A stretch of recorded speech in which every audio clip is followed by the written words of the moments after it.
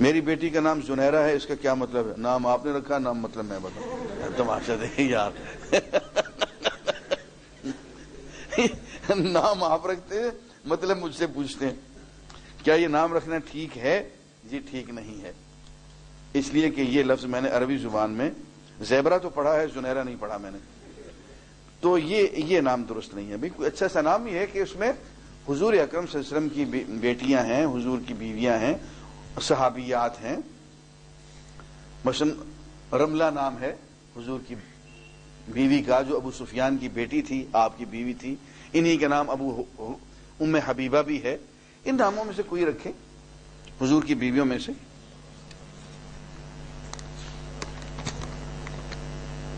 اگر کسی سے کوئی وعدہ کیا ہو اور جب وعدہ پورے کرنے کا وقت آئے تو اس موقع پر اس کے والدین اس کو کوئی کام کہہ دیں، یعنی ایک ہی موقع پر دو کام ہو جن میں سے ایک وقت پر ایک ہی پورا ہو سکے، تو کون سا عمل کریں؟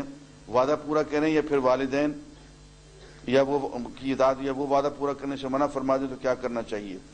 اگر وہ وعدہ پورا کرنے سے منع فرما دیں تو منع ہو جانا چاہیے، اس لیے کہ ہو سکتا ہے جو آپ وعدہ فرما کے آئے ہوں وہ پورا کرنے کے لائق نہ ہو۔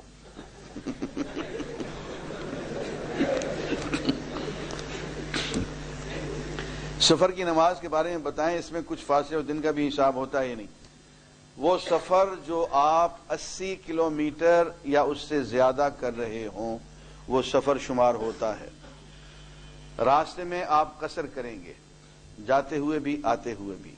جب وہاں آپ پہنچ جائیں گے، اگر آپ کا ارادہ 15 دن یا 15 دن سے زیادہ رہنے کا ہے تو آپ مسافر نہیں ہیں، مقیم ہیں۔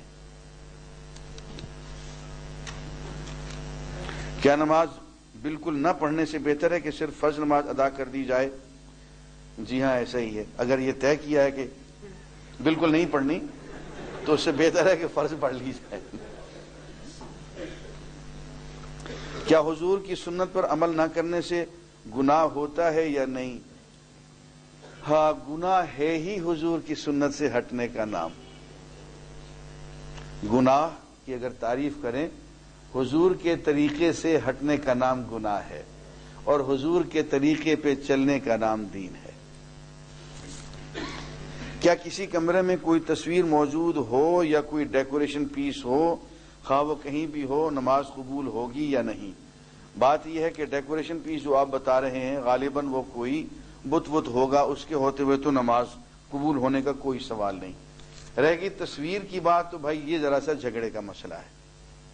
میں نے پہلے بھی کہا تھا کہ فقہ السنہ ایک کتاب آئی ہے سید سابق کی تصویر کے بارے میں، جو کیمرے کی تصویر ہے، اس کے بارے میں انہوں نے 8-10 صفحوں میں تفصیلی بات کی ہے، انہوں نے اس کو جائز قرار دے دیا ہے۔ اب اس کا بوجھ ان پہ، اور علماء نے بھی جائز قرار دے دیا، اس کا بوجھ ان پہ، اس لیے اس معاملے میں زیادہ گفتگو نہیں کرتا۔ رہ گیا یہ کیمرہ، تو جناب اس کے بارے میں تو علماء کی ایک بہت بڑی جماعت نے بحث و تمہیز کر کے اس کو جائز قرار دے کے یہ کوئی 200-300 کیمرے مکہ مکرمہ میں بیت اللہ کے سامنے اور 200-300 کیمرے روضہ اقدس میں انہوں نے فٹ کر دیے ہیں، اس لیے اس کو تو بھئی ہم جائز قرار دیں گے۔ اب یہ سوال فارسی میں لکھا ہوا ہے بھئی۔ سوال اول در حقیقت کی پشتی کے شیعہ و بری و لوئی و نماز خانن صحیح می شود یا نمی شود؟ بھائی اس کا جواب میں دے چکا ہوں، یہ اکیلے فارسی میں ان کو میں جواب دے دوں گا۔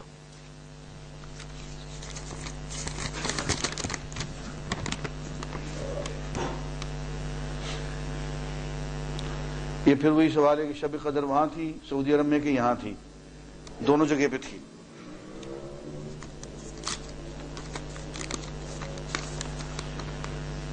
یہ پھر تصویر کے بارے میں ہے۔ آج سوالات زیادہ ہیں۔ کفار کو ہدایت نہ ملنے کی کیا وجوہات ہو سکتی ہیں؟ ہدایت انسان خود حاصل کیا کرتا ہے، انیشیٹ خود کرتا ہے، ابتدا خود کرتا ہے، آگے اس کی تکمیل توفیق اللہ تعالیٰ دیتی ہے۔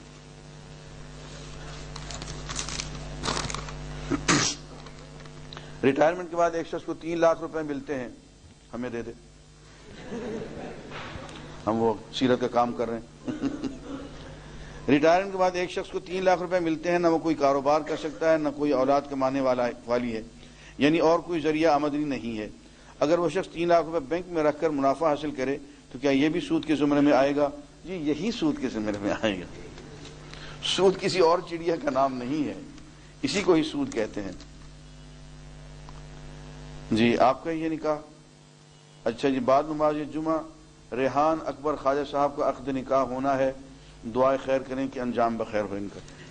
ابھی ان کا نکاح ہم پڑھیں گے انشاءاللہ، ذرا تشریف رکھیے گا، سوالات ختم ہو جائیں تو ابھی انشاءاللہ نکاح ان کا ہوگا، ساری زندگی کی قید۔ بیان کیا جاتا ہے کہ اگر وضو کے بعد ناخن تراشے جائیں تو کٹی ہوئی پورے خشک نکل آتی ہیں اور وضو ناقص ہو جاتا ہے۔ جی نہیں ہوتا، وضو کے بعد بے شک آپ سارے ناخن کاٹ دیں، کوئی وضو نہیں جائے گا آپ پر۔ تمام اسلامک جماعتیں ملک میں اسلامی نظام کا نفاذ چاہتے ہیں، جب ان کا نقطہ نظر ایک ہے تو کیا وجہ ہے کہ سب اکٹھے ہو کر جد و جہد نہیں کرتے، جبکہ قرآن کی روح سے انہیں پہلے خود اتحاد کا مظاہرہ کرنا چاہیے۔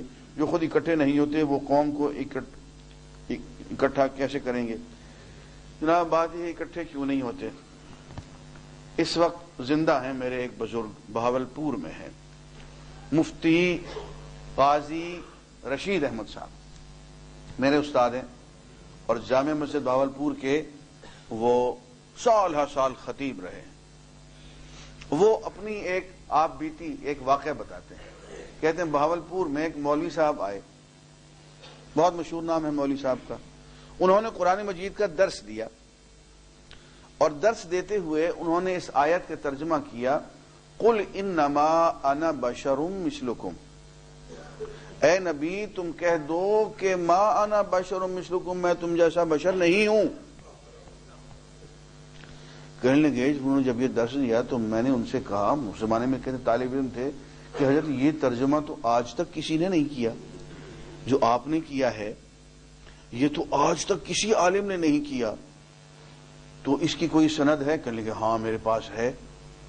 تو میں نے کہا حضرت بتائیں گے؟ کہنے لگے ہاں تنہائی میں بتاؤں گا، تم دوپہر کے کھانے کے بعد آ جاؤ میرے پاس۔ کہنے لگے میں چلا گیا، تو میں پھر گیا ان کے ہاں، تو کمرے میں وہ تنہا تھے، تو میں نے کہا اس کی سند؟ کہنے لگے ہاں ہے سر سند، میں تمہیں دکھا سکتا ہوں۔ میں نے کہا دکھا دیں۔ کہنے لگے انہوں نے پیٹ پہ سے کپڑا اوپر کیا، پیٹ ننگا کیا اور پیٹ کا کہا یہ سند ہے اس کی۔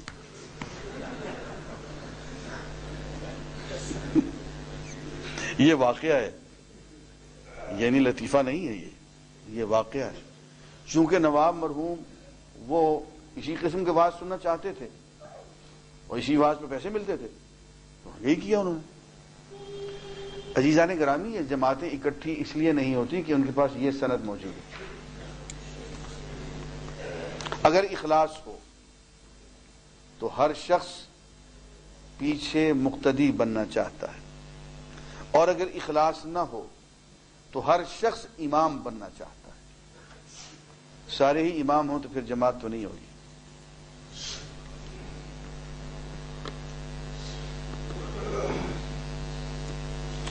آپ کی کیسٹیں کہاں سے ملتی ہیں؟ بھائی اس وقت تو کہیں شاید نیچے سے بھی مل جائیں، لیکن اب تو بازار میں آ گئی ہیں۔ میرا بیٹا زید یہاں موجود ہے، اس سے آپ ایڈریس لے لیں، اب تو آ گئی ہے تھوڑی تھوڑی بازار میں۔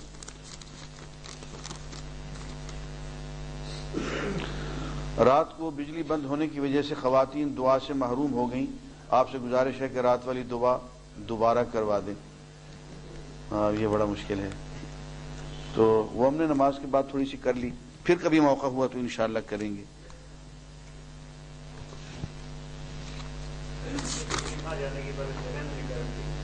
ہاں جی ہاں، پھر دعا شروع کریں، پھر بجلی چلی جائے۔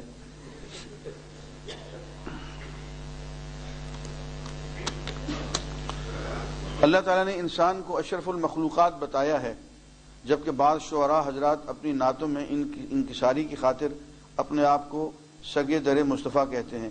آیا یہ جائز ہے؟ اور یار جائز ہے، دونوں مفہوموں میں کوئی خاص فرق نہیں ہے۔ تمہارے لیے اولاد فتنہ ہے، قرآن کہتا ہے، برائے مہربانی تشریح کر دیں۔ بات یہ ہے کہ اولاد انسان کے لیے آزمائش ہے، اس اولاد کے لیے انسان حلال بھی کماتا ہے، حرام بھی کماتا ہے، اور اس کے لیے وہ جھوٹ بھی بولتا ہے، لوگوں سے امانتیں بھی لیتا ہے، اس میں خیانتیں بھی کرتا ہے، تو اس لیے اولاد کو فتنہ قرار دیا گیا۔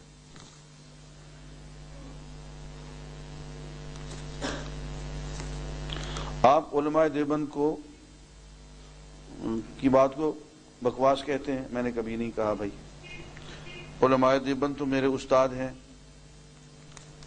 مولانا فاروق احمد صاحب رحمت اللہ علیہ دارالعلوم دیوبند کے مفتی تھے۔ میں نے ساری مشکات شریف انہیں سے پڑھی ہے بھائی۔ تو دارالعلوم دیوبند کے اساتذہ جو ہیں وہ تو میرے استاد ہیں، میں ایسی بات نہیں کہہ سکتا، سننے والے کو غلطی ہوئی ہوگی۔ اور نہیں جناب، آپ کی قید و بند کا سلسلہ، تیرا نام لے کے، تیرا کلام پڑھ کے، تیرے حبیب کا کلام پڑھ کے یہ عقد باندھا ہے، اے اللہ اس بندھن کو تو مضبوط کر دے۔ اے اللہ یہ عقد جو ہم نے تیرا نام لے کے باندھا ہے، تیرا نام لے کے انہوں نے رشتہ مانگا، تیرا نام لے کے انہوں نے رشتہ دیا، یہ سب تیرے نام کی وجہ سے ہو رہا ہے۔